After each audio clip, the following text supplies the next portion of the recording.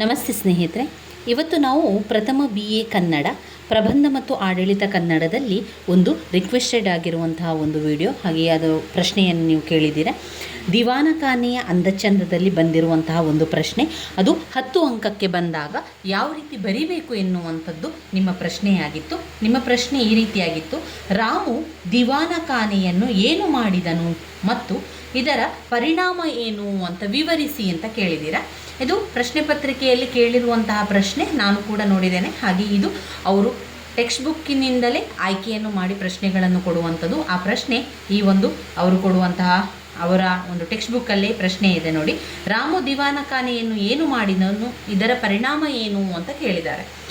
ಇದನ್ನು 10 ಅಂಕಕ್ಕೆ ನೀವು ಯಾವ ರೀತಿ ಬರಿಬೇಕು ಅಂತ ಹೇಳಿದರೆ, 10 ಅಂಕಕ್ಕೆ ನಿಮ್ಮ ಒಂದು ಉತ್ತರ ಪತ್ರಿಕೆಯಲ್ಲಿ 3 ಪುಟದಿಂದ 4 ಪುಟ ನಿಮ್ಮ ಉತ್ತರಗಳು ಬೇಕು. 3 ಪುಟ ಆದರೂ ಸಾಕು. ಅದರಲ್ಲಿ ಆರಂಭದಲ್ಲಿ ಏನು ಬರೀರಿ ಅಂತ ಹೇಳಿದರೆ, ಮೊದಲಿಗೆ ನೀವು ಈ ಒಂದು ದಿವಾನಖಾನೆಯ ಅಂದಚಂದ ಎನ್ನುವಂತಹ ಪ್ರಬಂಧವನ್ನು ಆರಂಭದಲ್ಲಿ ಬರೀಬೇಕು. ಈ ದಿವಾನಖಾನೆಯ ಅಂದಚಂದ ಎನ್ನುವಂತಹ ಪ್ರಬಂಧದಲ್ಲಿ AN ಮೂರ್ತಿರಾವ್ ಅವರು ಸಂಪೂರ್ಣವಾಗಿ ರಾಮು ದಿವಾನಖಾನೆಯನ್ನು ಏನು ಮಾಡಿದ್ದಾನೆ ಎನ್ನುವಂಥದ್ದನ್ನು ವಿವರಿಸುವಂಥದ್ದನ್ನು ಕಾಣ್ತೇವೆ ಎನ್ನುವಂಥ ವಾಕ್ಯವನ್ನು, ಯಾವುದೇ ಒಂದು ವಾಕ್ಯ ಆಗಿರ್ಬೋದು, ನೀವು ಆ ರೀತಿಯಾಗಿ ಬರಿತಾ ಹೋಗಬೇಕು. ಆರಂಭದಲ್ಲಿ ರಾಮು ದಿವಾನಖಾನೆಯನ್ನು ಏನು ಮಾಡಿದನು ಬರೆಯುವ ಮೊದಲು ನಾವೇನು ಮಾಡಬೇಕು, ಸ್ವಲ್ಪ ದಿವಾನಖಾನೆಯ ಅಂದಚಂದದ ಸಾರಾಂಶ ಸ್ವಲ್ಪ ಅದರ ಬಗ್ಗೆ ನಾವು ಬರಿತಾ ಹೋಗಬೇಕು. ಅಂದರೆ ಮೊದಲಿಗೆ AN ಮೂರ್ತಿರಾವ್ ಅವರು ಬರೆದಿರುವಂತಹ ದಿವಾನಖಾನೆಯ ಅಂದಚಂದ ಎನ್ನುವಂತಹ ಪ್ರಬಂಧದಲ್ಲಿ ಕವಿ ಇಲ್ಲಿ ಏನು ಹೇಳ್ತಾ ಇದ್ದಾರೆ ಅಂತ ಹೇಳಿದರೆ, ಅವರು ಹೊಸ ಮನೆಯನ್ನು ಕಟ್ಟಿರ್ತಾರೆ. ಹೊಸ ಮನೆಯನ್ನು ಕಟ್ಟಿದಂತಹ ಸಂದರ್ಭದಲ್ಲಿ ಆ ಒಂದು ಹೆಸರೇ ಸೂಚಿಸುವಂತೆ ಒಂದು ಮನೆಯ ದಿವಾನಖಾನೆಯ ಸೌಂದರ್ಯ ಯಾವ ರೀತಿ ಇರಬೇಕು, ಹಾಗೆ ಅವರ ಲೇಖಕರ ದಿವಾನಖಾನೆಯ ಅಂದಚಂದ ಯಾವ ರೀತಿ ಇತ್ತು ಎನ್ನುವಂಥದ್ದನ್ನು ವಿವರಿಸ್ತಾ ಹೋಗ್ತಾರೆ. ಇಲ್ಲಿ ಲೇಖಕರು ಮತ್ತು ಅವರ ಪತ್ನಿ ಲಲಿತಾದೇವಿಯ ನಡುವೆ ನಡೆಯುವಂತಹ ಒಂದು ಚಟುವಟಿಕೆ ಗಂಭೀರ ರೀತಿಯಲ್ಲಿ, ಒಂದು ಹಾಸ್ಯದ ರೀತಿಯಲ್ಲೂ ಕೂಡ ಅವರು ವಿವರಿಸ್ತಾ ಹೋಗುವಂಥದ್ದನ್ನು ಕಾಣ್ಬೋದು. ಇಲ್ಲಿ ಮನೆ ಕಟ್ಟಿ ನೋಡು, ಮದುವೆ ಮಾಡಿ ನೋಡು ಎನ್ನುವಂತಹ ಒಂದು ನಾನುಡಿಯಂತೆ ಮದುವೆಯೇನೋ ಒಂದು ದಿನ ಮುಗಿಯುತ್ತದೆ, ಆದರೆ ಮನೆ ಕೆಲಸ ಒಂದು ಗೃಹ ಪ್ರವೇಶ ಆದರೂ ಕೂಡ ಮುಂದುವರಿಯುತ್ತಲೇ ಇರುತ್ತದೆ ಎನ್ನುವಂಥದ್ದನ್ನು ಲೇಖಕರು ಇಲ್ಲಿ ಹೇಳುವಂಥದ್ದು. ಲೇಖಕರು ತಮ್ಮ ಶ್ರಮದ ಫಲವಾಗಿ ಕಟ್ಟಿದ ಮನೆ, ಅದರ ಬಾಹ್ಯಾಂತರಿಕವಾದ ಚಿತ್ರಣ ಇಲ್ಲಿ ಬಿತ್ತರಗೊಂಡಿರುವಂಥದ್ದನ್ನು ಕಾಣ್ಬೋದು. ಈ ರೀತಿಯಾಗಿ ಸ್ವಲ್ಪ ವಿಚಾರವನ್ನು ಬರೀರಿ. ಆ ನಂತರದಲ್ಲಿ ನೀವು ಯಾವ ಉತ್ತರ ನಿಮಗೆ ಅಲ್ಲಿ ಬರಬೇಕು ಅಂತ ಹೇಳಿದರೆ, ದಿವಾನಖಾನೆಯಲ್ಲಿ ರಾಮು ಏನು ಮಾಡ್ತಾನೆ, ರಾಮು ಕೂಗು ಹಾಕುತ್ತಾ ಬೊಬ್ಬೆ ಹಾಕುತ್ತಾ ಮೆಟ್ಟಲುಗಳನ್ನು ಹತ್ತಿ ಬಂದು ಕೊಠಡಿಗೆ ಬಂದವನೇ ಕುರ್ಚಿಯ ಮೇಲೆ ಹತ್ತಿ ಅದರ ಕೈ ಹಿಡಿದುಕೊಂಡು ಕುಣಿಯಲಾರಂಭಿಸ್ತಾನೆ. ಅವನ ಕಾಲಿನ ಅಚ್ಚು ಅಲ್ಲೆಲ್ಲ ಬರುತ್ತದೆ. ಹೊದಿಸಿದ್ದ ಬಟ್ಟೆಯ ಮೇಲೆ ರಾಮುವಿನ ಪುಟ್ಟ ಪಾದಗಳ ಮುದ್ರೆ ಬೀಳ್ತದೆ. ಇದರಿಂದ ಹಸನ್ಮುಖಿಯಾಗಿದ್ದಂತಹ ಲಲಿತಾದೇವಿ ಹುಬ್ಬು ಗಂಟಿಕ್ಕಿತು. ಅಂದರೆ ಅಷ್ಟರ ತನಕ ಲೇಖಕರ ಪತ್ನಿ ಲಲಿತಾದೇವಿಯು ಅತ್ಯಂತ ಸಂತೋಷದಿಂದ ನಗುನಗುತ್ತಾ ಮಾತನಾಡ್ತಾ ಇದ್ದರು. ದಿವಾನಖಾನೆಯಲ್ಲಿ ಕೂತ್ಕೊಂಡು, ಅಂದರೆ ಆ ಒಂದು ಚಾವಡಿಯಲ್ಲಿ ಕೂತ್ಕೊಂಡು ಎಲ್ಲ ಸೌಂದರ್ಯದ ಬಗ್ಗೆ ವಿವರಿಸ್ತಾ ಇದ್ದರು, ಸಂತೋಷವನ್ನು ಪಡ್ತಾ ಇದ್ದರು. ಅಂತಹ ಸಂದರ್ಭದಲ್ಲಿ ಅವರ ಮಗನಾದಂತಹ ರಾಮು ಹೊರಗೆ ಆಟ ಆಡ್ತಾ ಇದ್ದ. ಅಂಥ ಸಂದರ್ಭದಲ್ಲಿ ಅವನೇನು ಮಾಡ್ತಾ ಇದ್ದ, ಇವರು ಖುಷಿಯಿಂದ ಮಾತನಾಡ್ತಾ ಇರುವಂಥ ಸಂದರ್ಭದಲ್ಲಿ ರಾಮು ಹೊರಗಡೆ ಅಂಗಳದಲ್ಲಿ ಆಟ ಆಡ್ಕೊಂಡಿದ್ದ. ಅವನು ತಕ್ಷಣವೇ ಅಲ್ಲಿಂದ ಓಡಿ ಬಂದು ದಿವಾನಖಾನೆಯ ಸೋಫಾದ ಮೇಲೆ ಹಾರಿ ಅಲ್ಲಿ ಹಾರಲಾರಂಭಿಸಿದ, ಕುಣಿಯಲಾರಂಭಿಸಿದ. ಅವನ ಕಾಲಿನಲ್ಲಿ ಸಂಪೂರ್ಣ ಮಣ್ಣು ಆವರಿಸಿತ್ತು. ಆ ಮಣ್ಣಿನ ಮುಖಾಂತರ ಆ ಸೋಫಾದ ಮೇಲಿದ್ದ ಬಟ್ಟೆಯ ಮೇಲೆಲ್ಲ ಅವನ ಕಾಲನ್ನು ಅಚ್ಚು ಹಾಕುತ್ತಾ, ಅಂದರೆ ಕಾಲಿನಲ್ಲಿ ಮಣ್ಣಿದ್ದ ಕಾರಣ ಅದು ಅವನ ಪುಟ್ಟ ಪಾದಗಳು ಅಲ್ಲಿ ಅಚ್ಚು ರೀತಿಯಲ್ಲಿ ಬರ್ತದೆ. ಇದರಿಂದಾಗಿ ಅಷ್ಟರ ತನಕ ಖುಷಿಯಲ್ಲಿದ್ದಂತಹ ಲೇಖಕರ ಪತ್ನಿ ಲಲಿತಾದೇವಿಗೆ ತುಂಬನೇ ಸಿಟ್ಟು ಬರ್ತದೆ, ಹುಬ್ಬು ಗಂಟಿಕ್ಕಿರ್ತದೆ, ಕಣ್ಣು ಕೆಂಪಗಾಗ್ತದೆ. ಅವನನ್ನು ಎತ್ತಿ ಗದರಿಸಿಕೊಂಡು ಕೆನ್ನೆಯನ್ನು ಚಿವಿಟಿ ಬಿಡ್ತಾಳೆ. ರಾಮುವಿಗೆ ಏನೂ ಪೆಟ್ಟಾಗಲಿಲ್ಲ, ಅಂದರೆ ಸುಮ್ಮನೆ ಮೆಲ್ಲನೆ ಅವಳು ಮಾಡಿದ್ದಾರೆ. ಆದರೂ ಕೂಡ ರಾಮುವಿಗೆ ಪೆಟ್ಟಾಗದಿದ್ದರೂ ಕೂಡ ಅವಮಾನ ಆಗ್ತದೆ, ಎಲ್ಲರ ಎದುರು ಅವಮಾನವಾಗ್ತದೆ.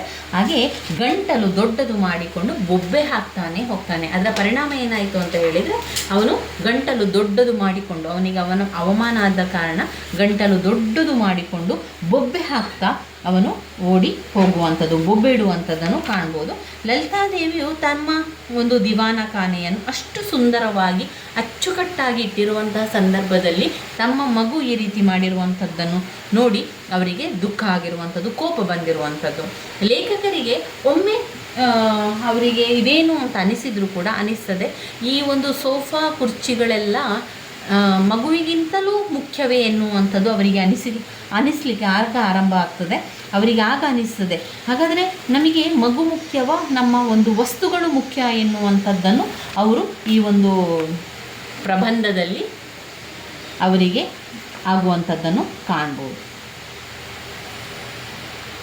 ಅವನನ್ನು ಎತ್ತಿ ಗದರಿಸಿ ಕೆನ್ನೆಯನ್ನು ಚಿವುಟೋ ಅಂಥದ್ದು. ಆಗ ಅವನಿಗೇನು ಪೆಟ್ಟಾಗುವುದಿಲ್ಲ, ಆದರೆ ಅವಮಾನ ಆಗಿ ಹಾಗೆ ಗಂಟಲು ದೊಡ್ಡದು ಮಾಡಿಕೊಂಡು ಬೊಬ್ಬೆ ಹಾಕ್ತಾನೆ. ಇದರಿಂದ ಹೊದಿಸಿದ್ದ ಬಟ್ಟೆಯ ಮೇಲೆ ರಾಮುವಿನ ಪುಟ್ಟ ಪಾದಗಳ ಮುದ್ರೆ ಬಿದ್ದಿತು. ಆಗ ಲೇಖಕರಿಗೆ ಪ್ರಶ್ನೆ ಉದ್ಭವ ಆಯಿತು, ಕುರ್ಚಿಯೋ ಅಥವಾ ಮಗುವೋ, ಸೋಫಾವೋ ಮಗು, ಯಾವುದು ಹೆಚ್ಚು? ಲಲಿತೆ ಮಾಡಿದ್ದು ತಪ್ಪಲ್ಲ, ಆದರೆ ಚೊಕ್ಕಟವಾಗಿರುವುದನ್ನು ಮಕ್ಕಳಿಗೆ ಕಲಿಸಬೇಕು. ಮಕ್ಕಳು ನೋಡಿ ಕೇಳಿ ಕಲಿಯುವ ಸ್ವಭಾವ. ಆದರೂ ಮಗುವಿನ ಪಾದದ ಚಿತ್ರವನ್ನು ನೆನೆದು ಲೇಖಕರಿಗಂತೂ ತುಂಬ ಸಂತೋಷವಾಗ್ತದೆ. ಆದರೆ ಪತ್ನಿಗೆ ಎಲ್ಲಕ್ಕಿಂತ ಮಿಗಿಲಾಗಿ ದಿವಾನಖಾನೆಯ ಅಂದಚಂದವೇ ಮುಖ್ಯವಾಗುವುದೆಂದು ಅಲ್ಲಿ ಲೇಖಕರಿಗೂ ಕೂಡ ಗೊತ್ತಾಗ್ತದೆ, ಅಲ್ಲಿನ ಎಲ್ಲರಿಗೂ ಕೂಡ ಮನನವಾಗುವಂಥದ್ದು. ಅಂದಿನಿಂದ ದಿವಾನಖಾನೆಯ ರಕ್ಷಣೆ ಇನ್ನೂ ಹೆಚ್ಚಿನ ಬರದಿಂದಲೇ ಸಾಕ್ತದೆ. ಅದರ ಪರಿಣಾಮ ಏನಾಯಿತು ಅಂತ ಅವರು ಕೇಳಿದ್ದಾರೆ. ಅದರಿಂದ ಏನಾಗ್ತದೆ ಅಂತ ಹೇಳಿದರೆ, ಮಗು ಗಂಟಲು ದೊಡ್ಡದು ಮಾಡಿಕೊಂಡು ಬೊಬ್ಬೆ ಹಾಕ್ತಾನೆ. ಅವನಿಗೆ ನೋವಾಗದಿದ್ರೂ ಅವಮಾನ ಆಗಿರ್ತದೆ. ಅದರ ನಂತರ ಲಲಿತಾದೇವಿ ಏನು ಮಾಡ್ತಾಳೆ, ಅಂದಿನಿಂದ ದಿವಾನಖಾನೆಯ ರಕ್ಷಣೆ ಇನ್ನೂ ಕೂಡ ಹೆಚ್ಚು ಬರದಿಂದ ಸಾಕ್ತಾ ಹೋಗ್ತದೆ. ನೇರವಾಗಿ ದಿವಾನಖಾನೆಗೆ ಈಗ ಪ್ರವೇಶ ಇಲ್ಲ, ಯಾರಿಗೂ ಕೂಡ ಪ್ರವೇಶ ಇಲ್ಲ, ಮಗುವಿಗೂ ಕೂಡ ಪ್ರವೇಶ ಇಲ್ಲ, ಲೇಖಕರಿಗೂ ಕೂಡ ಪ್ರವೇಶ ಇಲ್ಲ. ನೇರವಾಗಿ ಬರುವ ಹಾಗಿಲ್ಲ, 2 ಕೊಠಡಿಯನ್ನು ಸುತ್ತಿ ಬರಬೇಕು. ನೇರವಾಗಿ ದಿವಾನಖಾನೆಗೆ ಬಂದರೆ ಅಲ್ಲಿ ಕೂತ್ಕೊಂಡು ಮಣ್ಣನ್ನು ಮಾಡ್ತಾರೆ ಎನ್ನುವಂಥದ್ದು ಲಲಿತಾದೇವಿಯ ಒಂದು ಅನಿಸಿಕೆ. ಅವರೇನು ಹೇಳ್ತಾರೆ, ನಿಮಗೆ ನೇರವಾಗಿ ಬರುವ ಹಾಗಿಲ್ಲ, ನೀವೇನು ಮಾಡಬೇಕು, ಆ 2 ಕೊಠಡಿಯನ್ನು ಸುತ್ತಿ ಇಲ್ಲಿಗೆ ಬನ್ನಿ ಅಂತ ಹೇಳುವಂಥದ್ದು. 2 ಕೊಠಡಿಯನ್ನು ಸುತ್ತಿ ಬರಬೇಕು. ಇಷ್ಟದಂತೆ ಕುಳಿತುಕೊಳ್ಳುವಂತಿಲ್ಲ, ಅಲ್ಲಿ ಹೊರಗುವಂತಿಲ್ಲ. ರಾಮುವಂತೂ ದಿವಾನಖಾನೆಯಿಂದ ಗಡಿಪಾರು ಮಾಡಬೇಕಾಯಿತು. ಮಗುವನ್ನೇನು ಮಾಡಿದರು, ಆ ಒಂದು ದಿವಾನಖಾನೆಗೆ ಬರದ ಹಾಗೆ ಮಾಡಿದ್ಬಿಟ್ರು. ಅಲ್ಲಿ ಬಾಗಿಲು ಹಾಕುವಂಥದ್ದು, ಅವನಿಗೆ ಅಲ್ಲಿ ಪ್ರವೇಶವನ್ನೇ ಲಲಿತಾದೇವಿ ಕೊಡ್ತಾ ಇರಲಿಲ್ಲ. ಒಟ್ಟಿನಲ್ಲಿ ರಾಮುವನ್ನು ಗಡಿಪಾರು ಮಾಡಿದ ರೀತಿಯಲ್ಲಿ, ದಿವಾನಖಾನೆಗೆ ಬರದ ರೀತಿಯಲ್ಲಿ ಲೇಖಕರ ಪತ್ನಿ ಲಲಿತಾದೇವಿ ಮಾಡುವಂಥದ್ದನ್ನು ಕಾಣ್ಬೋದು. ಯಾವುದಾದರೂ ವಸ್ತು ಬೇಕಾದರೆ ಆಯಾಯ ಕೊಠಡಿಗೆ ಹೋಗಬೇಕಾಯಿತು. ಇದರಿಂದ ಒಂದು ಬಗೆಯ ವ್ಯಾಯಾಮ ದೇಹಾರೋಗ್ಯಕ್ಕೂ ಒಳ್ಳೆಯದೆಂದು ಮನಃಶಾಂತಿಗೆ ಭಂಗ ತರುತ್ತದೆ ಎಂಬುದರ ಅಭಿಪ್ರಾಯ ಲೇಖಕರದಾಗಿತ್ತು. ಲೇಖಕರ ಕೊಠಡಿಯಲ್ಲಿ ತಮಗೆ ಬೇಕಾದ ವಸ್ತುಗಳು ಕೈಗೆ ಸಿಗುವಂತೆ ಅಕ್ಕಪಕ್ಕದಲ್ಲೇ ಇವೆ, ಆದರೆ ದಿವಾನಖಾನೆಯಲ್ಲಿ ಸ್ವಾತಂತ್ರ್ಯವಿಲ್ಲವೆನ್ನುವಂಥದ್ದು ಲೇಖಕರ ಒಂದು ಅಭಿಪ್ರಾಯ. ಲೇಖಕರು ಅದಕ್ಕೆ ವಿಷಾದವಿದೆ. ಪಾಶ್ಚಾತ್ಯ ಪದ್ಧತಿಯಲ್ಲಿ ಪ್ರತಿಷ್ಠಿತವಾಗಿ ಬದುಕುವ ಸ್ನೇಹಿತರು ಲೇಖಕರಿಗಿಲ್ಲ. ಸರಳ ಬದುಕನ್ನು ಇಷ್ಟಪಡುವ ಸ್ನೇಹಿತರಿದ್ದರು. ಕಾರಾಗೃಹದಂತಹ ಬದುಕು ಇವರಿಗೆ ಬೇಡವಾಗಿತ್ತು. ಲೇಖಕರಿಗೆ ಈಗ ಅನ್ನಿಸ್ತದೆ, ಅದು ಒಂದು ಮನೆಯಲ್ಲ, ಅದು ಒಂದು ಜೈಲಿನ ರೀತಿಯಲ್ಲಿ ಅವರಿಗೆ ಭಾಸ ಆಗ್ತದೆ. ಸರಳ ಸದಭಿರುಚಿಯ ಸ್ವಾತಂತ್ರ್ಯವನ್ನು ಬಯಸುವ ಬದುಕು ಇವರದಾಗಿತ್ತು. ಕೊಠಡಿಯ ಅವ್ಯವಸ್ಥೆಯನ್ನೇ ಆಧಾರವಾಗಿಟ್ಟುಕೊಂಡು ತಮ್ಮ ಕಷ್ಟ ಸುಖಗಳು, ಘನವಾದ ಗಂಭೀರ ವಿಷಯಗಳು, ಅಲ್ಪವಾದ ತುಚ್ಛ ವಿಷಯಗಳು, ಕೊನೆಗೆ ಮೃದುವಾದ ಹಾಸ್ಯದ ತೆರೆಯಲ್ಲಿ ತನ್ನ ಬೀಭತ್ಸವನ್ನು ಅಡಗಿಸಿ ಸೂಕ್ಷ್ಮವಾಗಿ ಅಡಿಯಿಡುತ್ತಾ ಬಂದು ಸುಳಿದು ಕಂಡು ಕಾಣದಂತೆ ಅದೃಶ್ಯವಾಗುವಂತಹ ವ್ಯಂಗ್ಯ ಅಶ್ಲೀಲ ಒಂದಾದ ಮೇಲೊಂದು ಯಾವ ತಡೆಯೂ ಇಲ್ಲದೆ ಸಂಭಾಷಣೆಯ ಹೊನಲು ಹರಿಯಬೇಕಾದರೆ ಇಂತಹ ಅವ್ಯವಸ್ಥಿತ ವಾತಾವರಣದಿಂದ ಮಾತ್ರ ಸಾಧ್ಯವೆಂದಿದ್ದಾರೆ.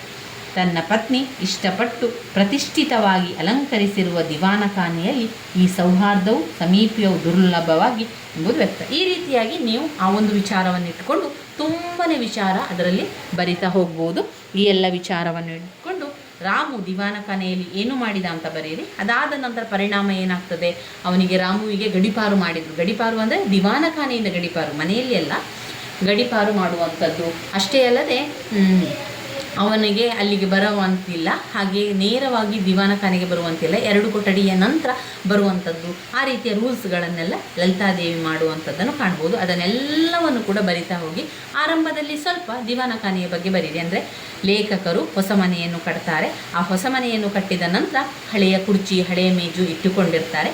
ಒಂದು ದಿವಸ ಅವರ ಗೆಳೆಯರ ಮನೆಗೆ ಹೋಗಿದ್ದಾಗ ಲೇಖಕರ ಪತ್ನಿ ಲಲಿತಾದೇವಿಗೆ ಅದನ್ನೆಲ್ಲ ನೋಡಿ, ನನ್ನ ದಿವಾನಖಾನೆ, ನಮ್ಮ ಚಾವಡಿಯನ್ನು ಕೂಡ ಶೃಂಗಾರ ಮಾಡಬೇಕು, ಸೌಂದರ್ಯವಾಗಿ ಕಾಣುವಂತೆ ಮಾಡಬೇಕು ಅಂತ ಅವರಿಗೆ ಹೋಗುವಂಥದ್ದು. ಅದರ ನಂತರ ಅವರು ಒಂದು ಪುಸ್ತಕಗಳನ್ನು ನೋಡಿಕೊಂಡು ಅದಕ್ಕೆ ಬಣ್ಣಗಳನ್ನು ಹಾಕುವಂಥದ್ದು, ಕಿಟಕಿಗೆ ಪರದೆಯನ್ನು ಹಾಕುವಂಥದ್ದು, ಹೊಸ ಕುರ್ಚಿ ಸೋಫಾಗಳನ್ನು ತರಿಸುವಂಥದ್ದೆಲ್ಲ ಮಾಡಿ ದಿವಾನ ಖಾನೆಯನ್ನು ಅಚ್ಚುಕಟ್ಟಾಗಿ ತುಂಬಾ ಸೊಗಸಾಗಿಡುವಂತೆ ಮಾಡುವಂಥದ್ದನ್ನು ಕಾಣ್ಬೋದು. ಇದನ್ನೆಲ್ಲ ಸ್ವಲ್ಪ ಬರೆದು ನಂತರ ಅದನ್ನು ವಿವರಿಸ್ತಾ ಹೋಗಿ ಸ್ನೇಹಿತರೆ. ಮುಂದಿನ ವಿಡಿಯೋದಲ್ಲಿ ಸಂಪೂರ್ಣ ಪ್ರಬಂಧದಲ್ಲಿ ಬರುವಂತಹ ಎಲ್ಲ ಪ್ರಬಂಧದ ಬಗ್ಗೆ ನಿಮಗೆ ನಾನು ಒಟ್ಟಿಗೆ ಜೊತೆಯಾಗಿ ಹೇಳ್ತಾ ಹೋಗ್ತೇನೆ. ನನ್ನ ವೀಡಿಯೋಸ್ ಎಲ್ಲ ನಿಮಗೆ ಇಷ್ಟ ಆಗಿದ್ದರೆ ಲೈಕ್ ಕೊಡಿ, ಶೇರ್ ಮಾಡಿ, ಸಬ್ಸ್ಕ್ರೈಬ್ ಮಾಡಲಿಕ್ಕೆ ಮರಿಬೇಡಿ. ಧನ್ಯವಾದಗಳು.